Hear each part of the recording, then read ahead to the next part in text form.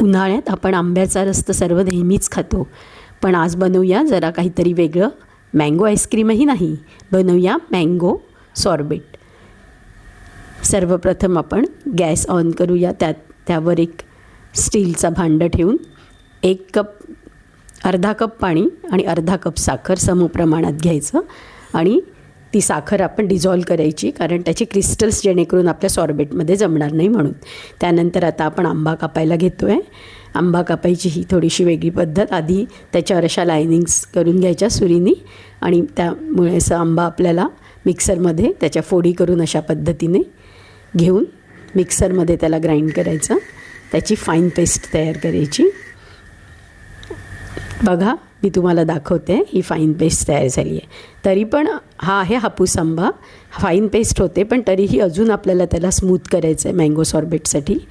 तर आपण एका चाळणीमध्ये ही मँगो पेस्ट घेतो आहे आणि गाळून घेतो आहे त्याला अशा पद्धतीने, अजून तिचा स्मूथनेस वाढावा यासाठी. आणि आपण साखर डिझॉल्व केलेली आहे, पाण्यामध्ये पाक नाही केलेला आहे, फक्त साखर 2 मिनटाकरता डिझॉल्व केलेली आहे. अर्धा कप पाणी आणि अर्धा कप साखर, ते आता आपण यात घालून पुन्हा याला हे करून घेतो आहे की जेणेकरून साखर डिझॉल्व झाली ना की क्रिस्टल्स जमा होत नाहीत, आईस्क्रीम म्हणा सॉर्बेट. त्यानंतर त्याला एक अजून थोडंसं मिक्स करून घ्यायचं आहे आणि बघा अशी कन्सिस्टन्सी हवी आहे. आणि हा आहे ॲगोरो आईस्क्रीम मेकर आहे.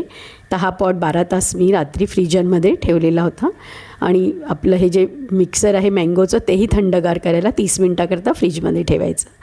तर अशा पद्धतीने हे आहे ॲगोरो आईस्क्रीम मेकर. यात आपण मँगो सॉर्बेट बनवणार आहे.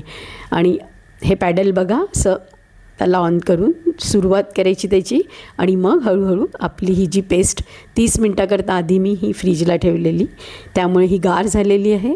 आणि आता आपण यात असं वरून ही थोडी थोडी करून घालतो आहे अशा पद्धतीने, कारण एकदम घातली तर त्याच्या पॅडलला डिस्टर्बन्स होऊ शकतो, म्हणून अशी वरून घालायची ही पेस्ट. मँगोची जी आपण सिरप आणि मँगो पल्पचा जी पेस्ट तयार केली आहे. आणि यात एक चांगलेलं आहे की मँगो सॉर्बेटमध्ये विदाऊट क्रीम, मिल्क क्रीम पण नसते आणि दूधही नसते, फक्त मँगो आणि साखर तीही विरघळलेली असते.